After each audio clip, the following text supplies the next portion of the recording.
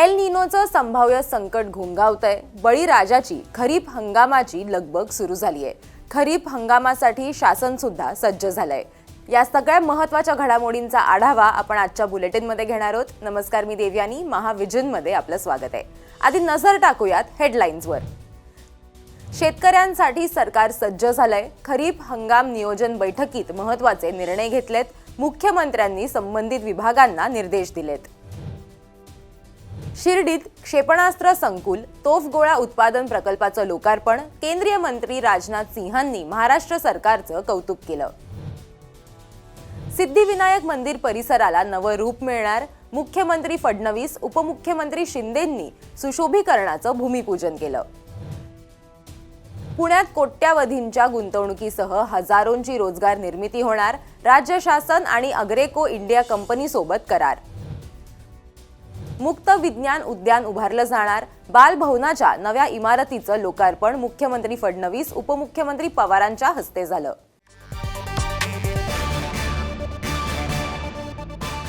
L निनोच्या पार्श्वभूमीवरती शेतकरी चिंतेत आहेत.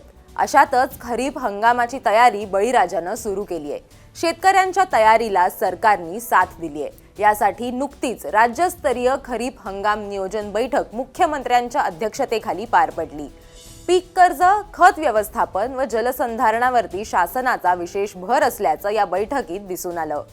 खरीप हंगामाच्या पार्श्वभूमीवरती राज्यात बियाण्यांचा पुरेसा साठा उपलब्ध असून शेतकऱ्यांना वेळेवर कर्ज पुरवठा, जलसंधारणाची कामं आणि कृषी क्षेत्रातील डिजिटायझेशन यावर विशेष भर देण्याचे आदेश मुख्यमंत्री फडणवीसांनी दिलेत.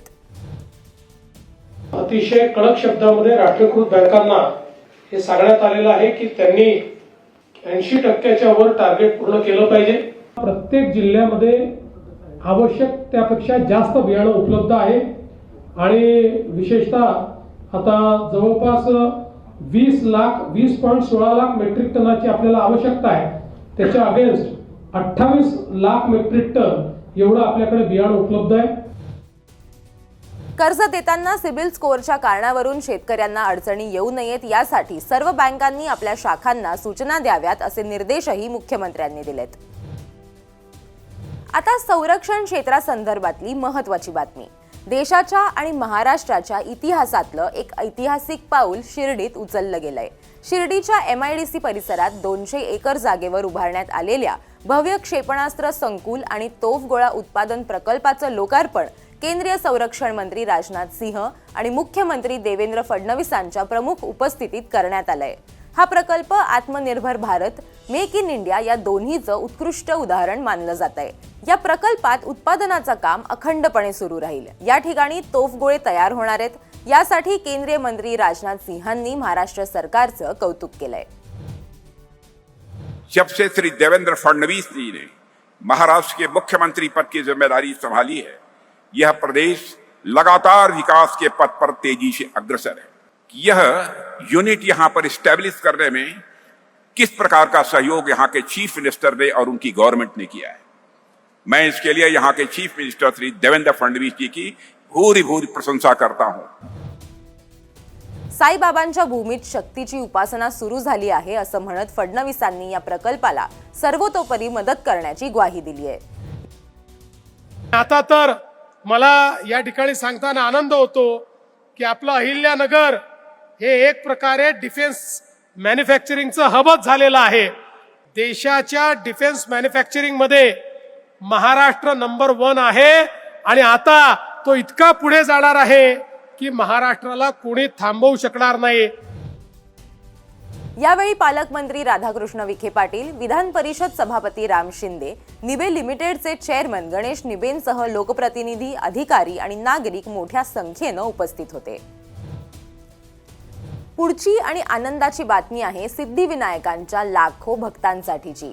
मंदिर परिसराच्या सुशोभीकरणातल्या पहिल्या टप्प्यातील कामांचं भूमिपूजन मुख्यमंत्री देवेंद्र फडणवीस आणि उपमुख्यमंत्री एकनाथ शिंदेंच्या हस्ते करण्यात आलं.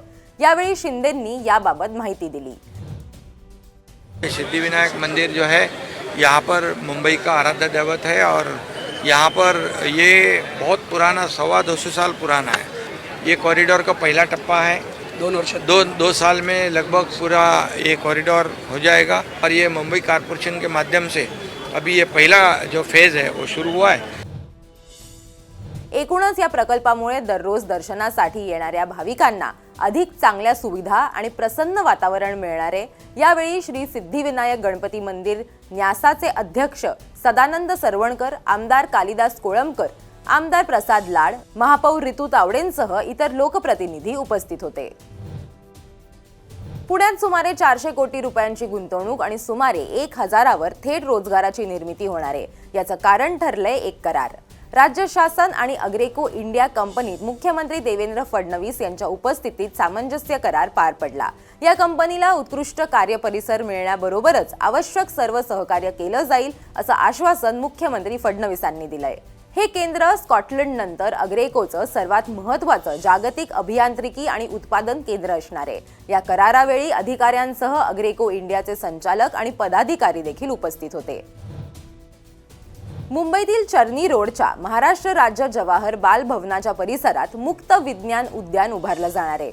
मुख्यमंत्री फडणवीस आणि उपमुख्यमंत्री सुनेत्रा पवारांच्या उपस्थितीत बालभवनाच्या नव्या इमारतीचं लोकार्पण करण्यात आलं।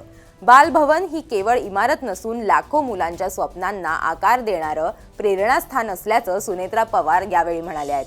नवीन वास्तूमुळे महाराष्ट्रातील बालकांच्या कल्पकतेला नवे पंख मिळतील। मुलांना मातीशी, रंगांशी आणि संगीताशी जोडण्याचं महत्त्वपूर्ण कार्य बालभवन गेली 75 वर्ष सातत्यानं करत असल्याचंही उपमुख्यमंत्री पवार म्हणाले आहेत। उद्घाटन प्रसंगी मंत्री दादाजी भुसे, मंत्री मंगलप्रभात लोढांसह इतर लोकप्रतिनिधी आणि अधिकारी उपस्थित होते। या होत्या या आठवड्यातल्या काही महत्त्वाच्या बातम्या। तुम्हाला हा व्हिडिओ कसा वाटला ते आम्हाला कमेंट करून नक्की सांगा आणि मुंबई तकला सबस्क्राइब करायला विसरू नका।